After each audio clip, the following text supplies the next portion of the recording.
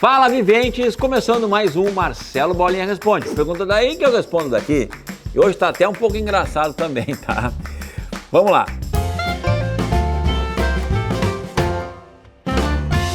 E a primeira pergunta hoje, pessoal, não é uma, é várias, né? E uma só. Buenas, Bolinha. Tenho uma pergunta, que são várias. Qual a diferença da carne uruguaia para a brasileira? A tendência é a uruguaia ser mais macia? Por quê? 2 perguntas. Pastagem, clima, terreno? 3 perguntas. São criadas as mesmas raças? 4 perguntas. Um forte abraço, espero um dia poder estar aí contigo fazendo um assado. Boa, mas vamos lá. Não é uma só, é um monte, tá? Tanto o Uruguai quanto a Argentina são países muito agrários, né? Muito agro, que fazem o trabalho, né? A pecuária já há bastante tempo. Então eles têm muita tradição. Enquanto o Brasil, por exemplo, fazia uma pecuária bem extensiva por ser um grande país e inúmeras raças, tanto o Uruguai quanto a Argentina priorizavam um número quase único, uma só certa raça, só uma raça. E aí desenvolviam, né? Trabalhavam muito em cima dela, que era mais fácil, né? Trabalhar genética, o pasto, tudo isso que você perguntou. Então essa foi a grande diferença, trabalhar com menos raças, mas raças de qualidade para corte, para o assado. Hoje, inúmeras regiões do Brasil e do mundo têm carnes tão boas quanto a da Argentina e do Uruguai. E não se esqueçam vocês que tanto a Argentina como o Uruguai foram por um bom tempo classificados como terem, né, uma das melhores carnes do mundo, que hoje o Brasil também está junto nesses status aí, tá ok? Mas é um bom trabalho, tá? Porque a pecuária lá é muito forte, são países muito pecuários, então eles têm sim muita qualidade na carne, mas assim como o Brasil também tem, tá bem? Luan, Bolinha, com certeza tu vai concordar comigo. O melhor churrasco é o que está no prato, né? Mas tem que ser bom, né, Luan? Não pode ser só um churrasco. O churrasco tem que estar no prato e no que a pessoa vai comer, no que o cliente vai comer, no que os familiares vão comer, ou tem que ficar o osso lisinho ou o prato vazio, né? Churrasco bom não sobra. Quando você está num lugar que os pratos começam a voltar assim e os pedaços de carne grande, né, ou o osso ali mal tirado da carne, aí você vê que a carne não é boa. Então, pode estar no prato, mas pode não ser boa, viu, Luan? Podem vir um post seu no Instagram falando do Campeonato Mundial de Açougueiros. Você vai participar? Nos conta mais sobre isso. Leonel, sim, eu vou participar. Eu faço parte da equipe que foi montada por o Alder Lopes, tá, de São Paulo, e que se chama The Hill Butcher Team, onde sim eu participo e os treinos estão, nós estamos a milhão treinando, porque o campeonato é agora, tá? Final de agosto, começo de setembro, que vai ser nos Estados Unidos, Sacramento, Califórnia. Então, cara, vai ser muito legal, tá? Eu não sei quais os canais de televisão que vão passar ao vivo também, redes sociais, mas vai ser passado ao vivo, tá? O campeonato se chama World Butcher Challenger. Procura aí que tu vai achar, tá bom?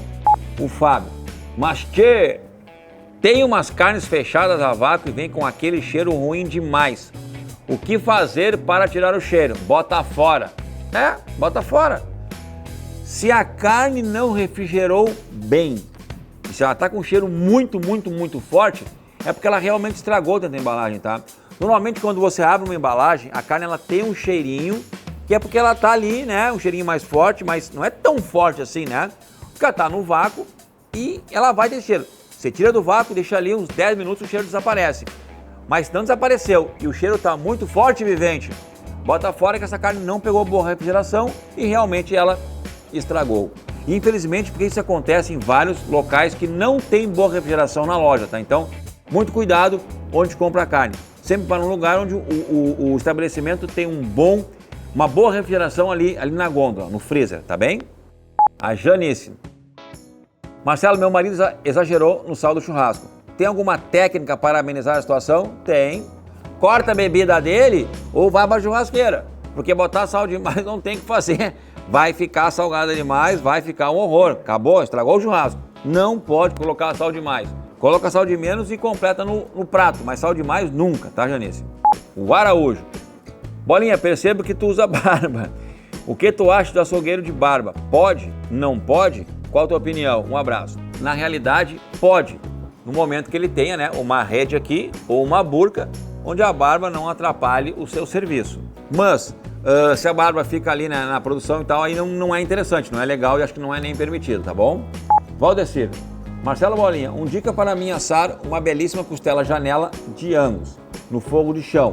Qual a lenha da Bom de Brasa que eu tenho que usar?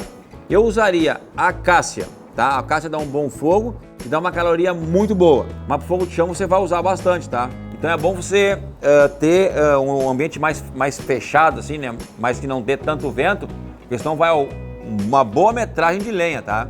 André Luiz, Bolinha, parabéns. Uma curiosidade, a cor do gado influencia na cor da carne ou é só a raça mesmo? Não, não influencia em nada, tá?